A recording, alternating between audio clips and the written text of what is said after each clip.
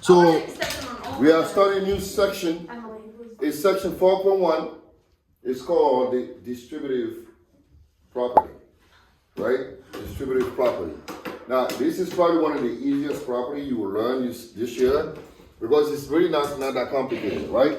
First, we're going to define what it means in terms of like words, and I'm expecting people to write this down, right? I'm expecting you to write this down, yes. Can I get it from a locker? Go ahead.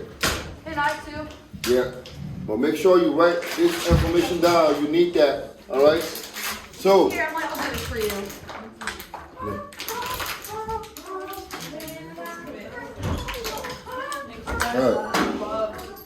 Not our government.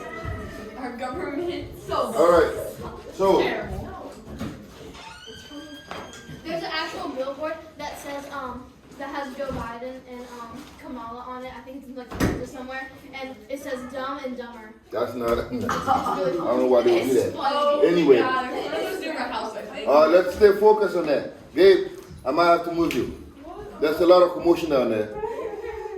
All right, so basically, to multiply a sum or difference by a number, first, multiply each term inside the parentheses. Hey, be quiet. By the number. Hey. Enough. Right? So to multiply a sum or difference by a number, you have to multiply each term inside the parentheses by the number outside the parentheses. What does that mean? It's a jargon, right? What does that mean, though? We need to understand it. So that's why I have the symbols up here, right?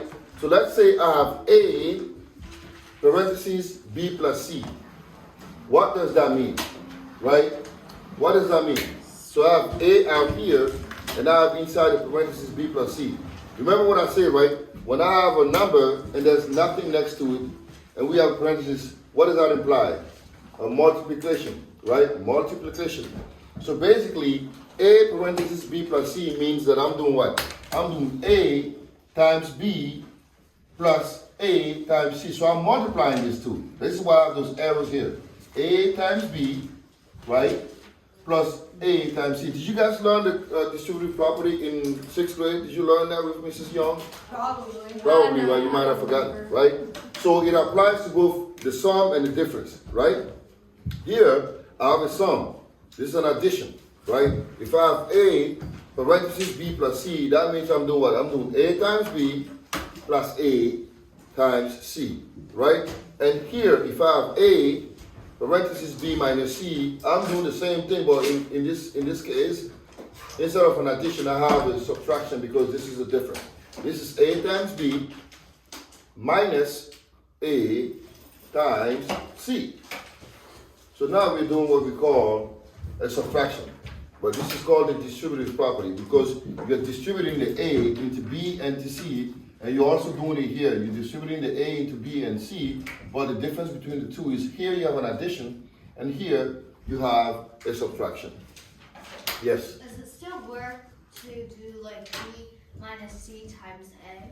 You can do that, but oftentimes you won't have numbers or numerical expressions. You will have variables, and that won't work for that. But here you work, right? Because you can just do 4 plus 5, which is what? 9. 9 times 3 is 27. You could do that with numerical expressions. It's actually advised because this is called the what do you call it again? Your PEMDAS? Butterfly. Yeah, PEMDAS, right? PEMDAS. Parentheses, and then whatever's outside, right? So now, I put this here on purpose. Example 1, this is a numerical expression, right? You could have done this both ways, but in this chapter, we're going to use the distributive property, right? So I have 3 here, and I'm doing 3, parentheses 4 plus 5. I'm technically saying, add 4, 5, and multiply that by 3. But how do you do that using the distributive property? Excuse me? What's E? Because I know multiply, divide, add, and subtract, but what's E? Parentheses, exponent, Parentheses, exponent. multiplication, division, addition, and subtraction. Yeah. All right, here we're not talking PEMDAS, we're talking distributive property, right? So I have 3 here, parentheses 4 plus 5. So this is technically 3 times 4, right? Plus 3 times 5 now. I did this on purpose. I put the plus sign in green to indicate that you have to respect the operation. You can't disregard this. So anytime you do the 3 times 4, bring your sign next and then do the next operation. So here we are distributing the 3 into the 4 and to the 5. So this is 3 times 4 plus 3 times 5. So that is 12 plus 5, which is 27, right? So you can use your PEMDAS to double check your answer to make sure you are not doing any mistakes or you are not making any mistakes, right? So now on the next one, I gave you a similar problem, but here, instead of an addition, we have a subtraction, right? We're doing the same thing. We are distributing the 6 into the 3, and we are also distributing the 6 into the 2, but then we are keeping the sign that's assigned to which is a negative, right? Minus. So we're doing 6 times 3, and then minus 6 times 2, that is 18 minus 12, that is 6. That makes sense? No. Yes or no? Yes. All right. Right? Now, what do you see here that's different from the last one? There's more arrows. There's more arrows, but what's the difference here? What's the main difference? It's going that way. It's switched. The number is switched. And what is that property that we talked about in chapter 1.4 or something? It's called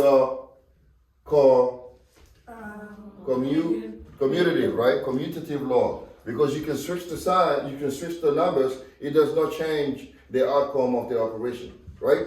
So I'm doing the same thing here. 10 plus 6 times 2 is 10 times 2 because I'm distributing the 2 again, plus 2 times 6, right? Which is 20 plus 12, that is 32.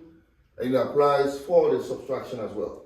You have the same thing here. You have 5 times 7, right? Because the 7 is being distributed, minus 7 times 3, right? And now it gives you 14. So even if I put the number in front of the parentheses, as long as the number is outside the parentheses, the law of distribution applies. Does that make sense? Yes or no? Yes. Yes? All right. Now we're going to talk about evaluating expressions with addition. Now, what's the difference between this section here and what we just talked about here? Do you see that here I no longer have what? Just numbers. What do I have here? Variables, right? So how would you do this, Ebenezer? You have 4 and then x plus 5. You show me, walk me through the process.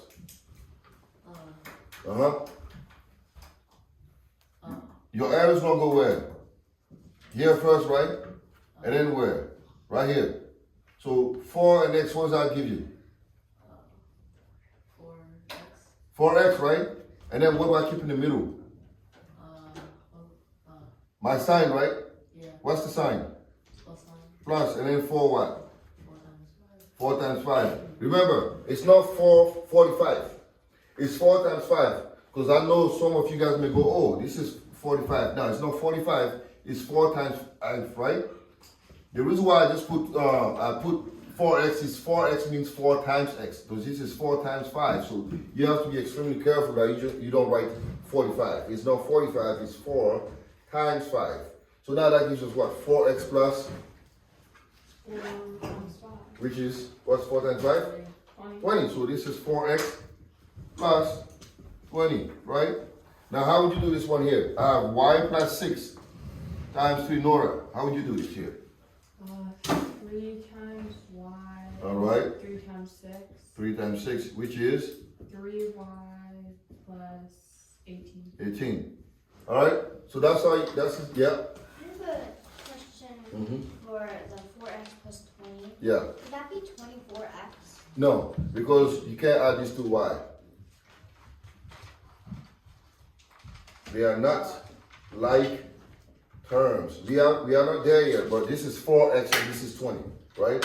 The only way this 24 is this was 20x. Okay. 20x plus 4x will give you 24. The 4x be broken down with 4 times x, and then you plus 20, and then you can do the 4 plus 20 times x. No, you can't do that because here you already have is 4x, right? 4 times x is 4x, and then 4 times 5, that is 20. So now you have 4x and 20. So it's almost like I have 4 oranges, right? And 20, let's say $20. Can you add 4 oranges and $20? No. Well, what if I have $4 and $20 then? It'd be $24, right? Now, if I have 4 oranges and then 20 oranges, that'll be 24 oranges. Now here I have different units, so you can't do that. That make sense? Yeah. Wouldn't it be 4 times x? 4 times x? Yeah, which is 4x. What isn't there a 1? What? Oh wait, it's just the same thing. Okay. Yeah, it's the same thing. 4, you don't have to put a dot. Anytime you have nothing there, it implies multiplication. Okay? Same thing here. We have 3y plus 18. We can't say that this is 21y because these are not the same expressions. Okay? That makes sense now? Alright. Now here, since you just asked the question, can you help me with this one? Now we are doing, on example 3, evaluating an expression with subtraction. So how would you do this here? Me? Yeah. 3 times x Alright. is 3x. Uh-huh. And then 3 times 4 Mm-hmm. is 12. And then you subtract. Subtract them, right? 3 times 4. So 3x minus what? Minus 12. 12, right? 3x minus 12. So this is how you apply the distributive law. Well now, this is where it gets really tricky here, right? What do you see here? What do I have? I have a negative number, right? Then I also have another negative. So we're gonna learn how to do this the right way, right? All right, so how would you do this? Caleb, help me here real quick. Negative 5 and 1, Mm-hmm. and then negative 5, Yeah, negative 5, negative 6. negative 5, negative 6, right? So now here's the thing. You do negative 5 times negative 6, right? What is that supposed to give you now? Positive. Positive. So positive means plus 30, right? So this is where a lot of people get hung up on that. So now I'm going to show you another way to do this so that way you don't get confused, okay? So you could have done it this way. Negative 5 times y, right? And then keep your sign in the middle, yes? Yeah, hold on a second. Minus, right? Negative 5 times 6, right? So you can put the negative 5 here, times 6. Do you see where I'm going with it? Right? So you can write this because you keep your sign in the middle and you're still multiplying the negative 5 times 6 with your sign in the middle. So now I know that this is negative 5y, and now I have what? I have a negative and a negative, right? So that gives me what? A positive. So this is just pretty much positive 5 times 6. So that is negative 5y plus 30. Trust me, this causes a lot of problems for a lot of people. It causes problems because they get hung up on the sign. They don't know if this is positive, this is negative. So you have to spend more time on the one with the negatives, okay? So that can be problematic. So I want you all to really take your time, and then really when you have negatives, take your time with it. So I'm gonna give you some examples that you can work on, and then we're gonna wrap up this section.